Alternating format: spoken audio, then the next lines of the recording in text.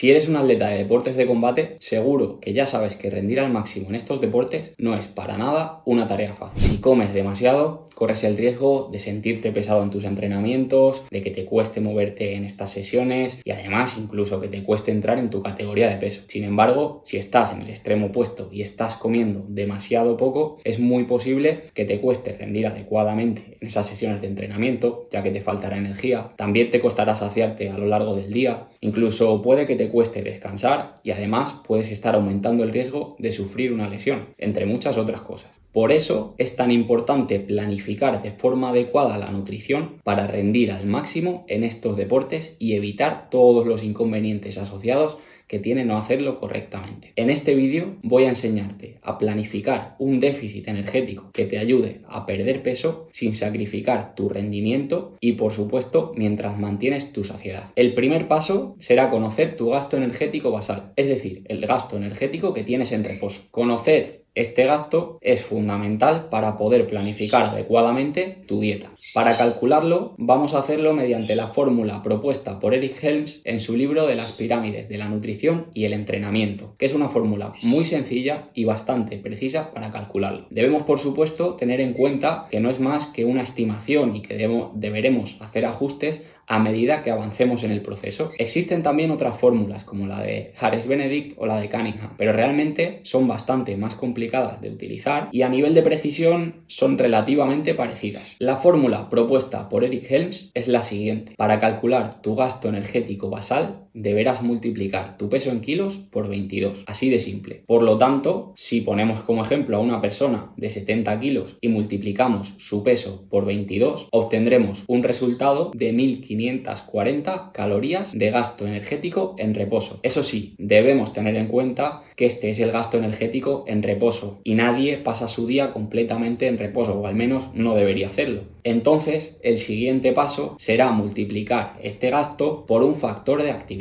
en función de lo que te muevas. Este factor de actividad es bastante variable en función de la persona y podríamos situarlo entre 1,3 para una persona muy sedentaria y que apenas hace ejercicio físico con unos 2-3 días a la semana, y podríamos llegar hasta 2,2 para una persona muy activa en su día a día y que además entrena pues unos 5 o 6 días por semana. Es muy importante que tengas en cuenta que no solo nos fijamos en el entrenamiento, sino también en la actividad diaria, ya que condiciona muchísimo el gasto que vamos a tener a lo largo del día. Si continuamos con el ejemplo anterior, vamos a suponer que esa persona de 70 kilos tiene un trabajo de oficina pero que se encarga de mantenerse activo a lo largo del día. Es decir, añade algún paseo o hace tareas que impliquen cierta actividad al margen del entrenamiento. Además, vamos a suponer que entrena bastante a lo largo de la semana con unos 5 días de entrenamiento. En este caso, tendríamos un factor de actividad aproximado, porque siempre tienes que recordar que estos son aproximaciones, de 1,8. Y de esta forma, si continuamos con el ejemplo anterior, nos quedaría así. Tenemos que multiplicar 1540 por 1,8 y nos va a dar un resultado de 2772 calorías de gasto energético total diario. Si lo redondeamos, obtenemos unas 2800 calorías de gasto, ya que realmente esas 30 calorías no van a ser relevantes para nada. Con esto tendríamos el gasto energético total diario de esa persona. Y te aseguro que esta fórmula es bastante precisa, aunque no 100% fiable, pero como todo el resto de fórmulas. Hago una pausa para recordarte que si entras ahora en el link que te estoy dejando en la descripción y te suscribes a mi newsletter, te haré un regalo que te ayudará muchísimo a mejorar como peleador. Y por supuesto recibirás información cada semana que te va a ayudar a seguir aprendiendo y mejorando. Ahora continuamos con el paso 2. Consiste en aplicar un déficit energético seguro. De esta forma, sobre ese gasto energético que acabamos de calcular, deberemos aplicar una reducción de entre el 10 y el 20% para asegurarnos que perdemos peso a un ritmo adecuado y que además podemos mantener la masa muscular, un buen estado de salud y de rendimiento físico, que es lo que realmente estamos buscando. Si continuamos con el ejemplo anterior, tendremos que calcular el 15% de 2800 calorías y obtendremos lo que le tenemos que restar a ese gasto energético para situar a la persona en un déficit energético seguro. Por lo tanto, si calculamos el 15% de 2800 calorías, tenemos el resultado de 420. Si le restamos 420 a 2800, obtenemos 2380 y lo vamos a redondear a 2400 calorías. Ese valor es la energía que debería consumir esa persona para situarse en un déficit energético seguro, es decir, que le permita mantener su estado de salud, su masa muscular, sus sensaciones de hambre y saciedad y por supuesto su rendimiento deportivo, que es nuestro principal interés.